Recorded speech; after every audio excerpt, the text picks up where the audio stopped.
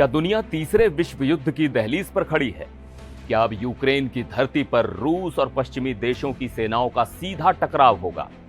ये सवाल मैं इसलिए पूछ रहा हूं क्योंकि व्लादिमीर पुतिन ने एक ऐसी धमकी दी है जिसने पूरी दुनिया की सांसें अटका दी हैं। तो मामला क्या है? क्यों 26 देशों ने मिलकर यूक्रेन में अपनी सेना भेजने का फैसला किया और पुतिन के इस गुस्से का अंजाम क्या होगा? चलिए आज इस पूरे मामले को समझते हैं बिल्कुल आसान भाषा में। 3 साल से ज्यादा समय से चल रहे रूस यूक्रेन युद्ध में अब एक बहुत बड़ा ट्विस्ट आ गया है। अब तक पश्चिमी देश यूक्रेन को हथियार और पैसा देकर मदद कर रहे थे, लेकिन पर्दे के पीछे से। पर अब फ्रांस के राष्ट्रपति इमैनुअल मैक्रों ने एक बहुत बड़ा ऐलान कर दिया है। मैक्रों ने कहा कि फ्रांस और ब्रिटेन समेत 26 देश इस बात पर राजी हुए हैं कि वो यूक्रेन में एक रीएश्योरेंस फोर्स यानी भरोसा दिलाने वाली सेना भेजेंगे। अब आप सोच रहे होंगे कि ये भरोसा दिलाने वाली सेना क्या करेगी? क्या ये सीधे रूस से लड़ेगी? तो जवाब है नहीं। मैक्रों ने साफ किया कि ये सेना फ्रंट लाइन पर लड़ने नहीं जाएगी। इसका काम होगा शांति समझौते की निगरानी करना। मतलब अगर भविष्य में रूस और यूक्रेन के बीच कोई शांति समझौता होता है तो ये सेना वहां तैनात रहेगी ताकि रूस दोबारा हमला करने की हिम्मत ना कर सके। यूक्रेन के राष्ट्रपति ज़ेलेंस्की इस ऐलान से बहुत खुश हैं। उन्होंने इसे एक बहुत बड़ा और ठोस कदम बताया है। यह तो हुई पश्चिमी देशों की प्लानिंग, लेकिन जैसे ही यह खबर क्रेमलिन यानी पुतिन के ऑफिस तक पहुंची, वहां से जो जवाब आया उसने सबको दहला दिया। एक भाषण में पुतिन ने साफ साफ बिना लाग लपेट के कहा, अगर यूक्रेन में कोई भी विदेशी सेना घुसती है तो हम उसे अपना सीधा और जायज निशाना यानी लेजिटिमेट टारगेट मानेंगे। सीधा निशाना। पुतिन ये नहीं कह रहे कि हम बात करेंगे, वो कह रहे हैं कि हम सीधा हमला करेंगे।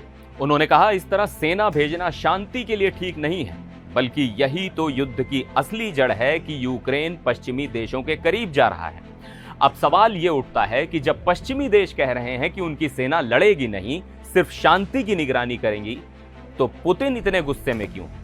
इसे समझने के लिए हमें इतिहास में थोड़ा पीछे जाना होगा। पश्चिमी देशों और यूक्रेन को अब रूस के किसी भी वादे पर भरोसा नहीं है। वो कहते हैं कि रूस पहले भी कई समझौते तोड़ चुका है और इसका सबसे बड़ा उदाहरण है 1994 का बुडापेस्ट मेमोरेंडम। तब यूक्रेन ने अपने सारे परमाणु हथियार रूस को इस शर्त पर दे दिए थे कि रूस और दूसरे देश हमेशा उसकी आजादी और सीमाओं की रक्षा करेंगे।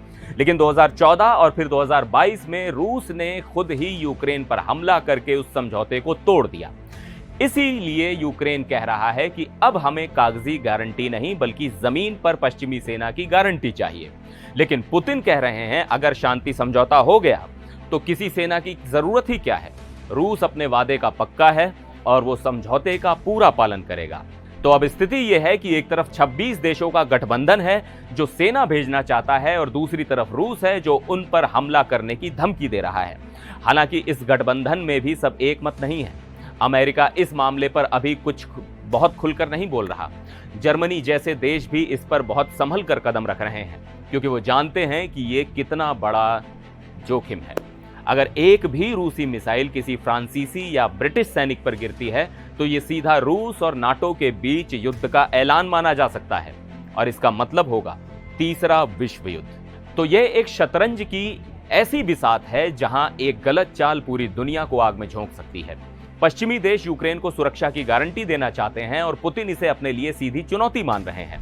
अब सबसे बड़ा सवाल आपके लिए, आपको क्या लगता है? क्या पश्चिमी देशों को अपनी सेना यूक्रेन भेजनी चाहिए या फिर पुतिन की धमकी को गंभीरता से लेते हुए पीछे हट जाना चाहिए? क्या ये वाकई तीसरे विश्व युद्ध की आहट है? अपनी राय नीचे कमेंट्स में जरूर बताइएगा। मिलते हैं अगले वीडियो में, तब तक के लिए नमस्कार।